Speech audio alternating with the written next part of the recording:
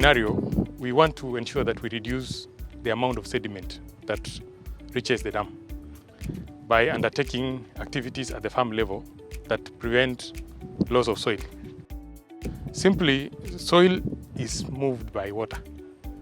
The moment you stop water from flowing at a high speed down the farm, you have already stopped the movement of soil.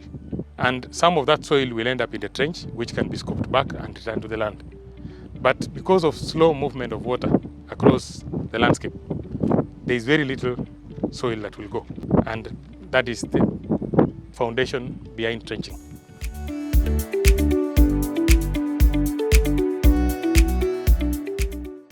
In Mwache Catchment, we've been working with the 24 ruas. And the first phase of the catchment management, we were working with 10 ruas.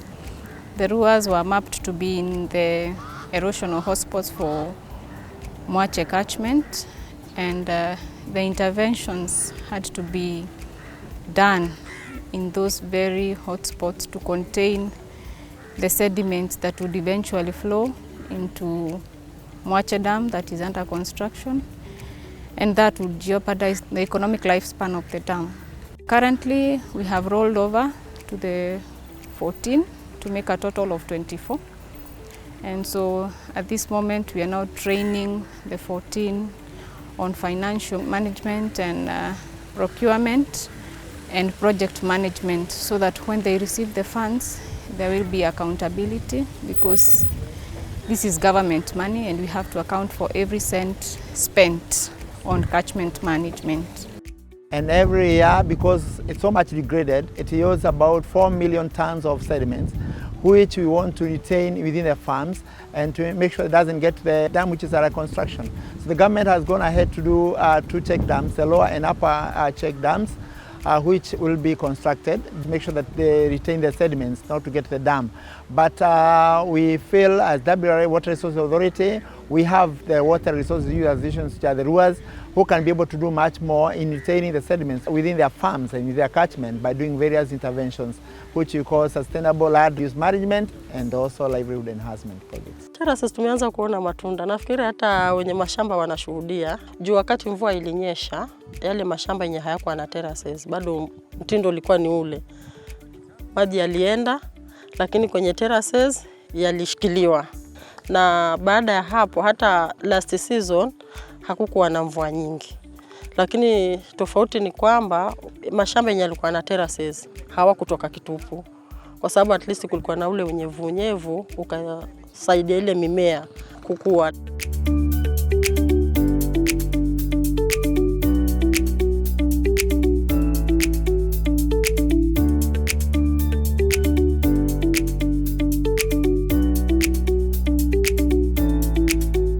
This catchment is 300,000 hectares. Therefore, this project alone cannot deliver restoration of that catchment. But the objective of the activities in this project is to show the populations what can be done and the results of intervening.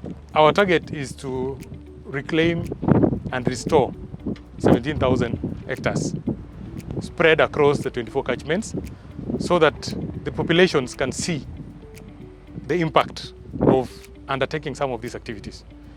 So far, we have covered above 2,600 hectares with these activities, spread across the 10 sub-catchments, and there is massive adoption. For every place that we are doing trenching, we notice another 4 or 5 farmers are already adopting the trenching on their own. And a simple question, why are you doing this, is I have just seen something is happening on my neighbor's land that got trenching. It's the easiest and the fastest way of controlling soil erosion. However, this area is also a livestock production area. The people in this catchment are predominantly pastoralists. Their livelihood is dependent on the goats and the sheep and the cows that you saw. Therefore, one area we are also pushing is to educate the farmers on how best to keep this livestock.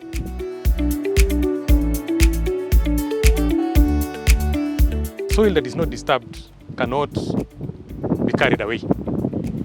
So we are encouraging farmers to do that.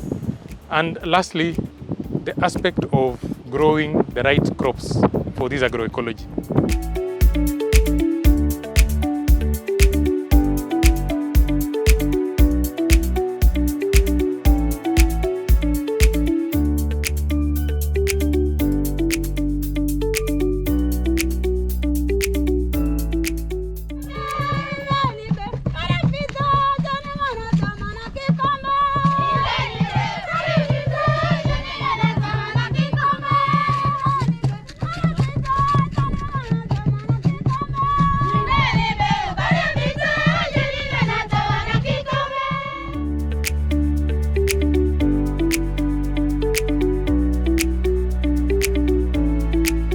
Lile bwawa linasaidia nyungu 888 linasaidia kwenye hili eneo. Wakazi wanachota maji wakitumia majumbani, na pia mifugo hapo hapo wanachotewa wakipelekwa nyumbani, wengine wanaletwa kwenye hili eneo. Kuna troughs zilitengenezwa, wananywea pale ng'ombe, na pia wakulima pia wanatumia maji kunyunyizia mimea yao. Siku hizi ni mambo na biashara. Tufanye biashara, kama ni mabenda ni sukuma tuuze ili tupate kujiendeleza. Kwa sababu hata mtoto wa shule akifukuzwa saa hii hatusemi ati mzee tutaka pesa. Sisi wenyewe tunakaa, tunapeana kidogo kidogo, wanalipa shule, hatuulizi wazee saa hii, alafu unaregesha tena. The county government of Kwale as a PIU, the project implementation unit, we have a number of components. Key among them is the irrigation component of the project.